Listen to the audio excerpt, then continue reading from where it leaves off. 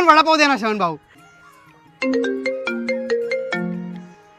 अरे हो पाटील, कसं काय 2 वडापाव? अरे लगेच पाठवतो. आणि 2 चहा नेहमीप्रमाणे. दादा, तुम्ही सगळ्यांसोबत मराठीमध्ये का बोलता?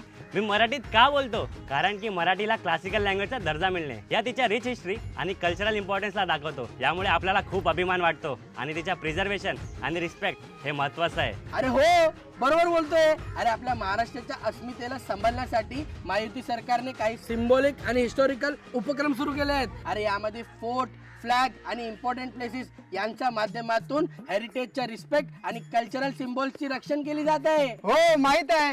महायुती सरकारच्या under Maharashtra main investment point बनलाय, ज्यात Vadhavan port, electric vehicle, solar energy आणि ग्रीन हायड्रोजन प्रोजेक्ट सारखे मोठे उपक्रम सामील आहेत. हे वडापावला तिखट काय? तिकट यासाठी होता कारण तुम्ही पाण्याची बॉटल घ्यावी.